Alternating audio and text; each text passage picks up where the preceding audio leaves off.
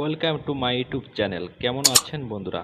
আশা করি ভালোই আছেন। আজকে আমি আবারও হাজির হলাম যৌন ও স্বাস্থ্য বিষয়ক টিপস নিয়ে। আজকের আলোচ্য বিষয় কালোজিরা খাওয়ার উপকারিতা।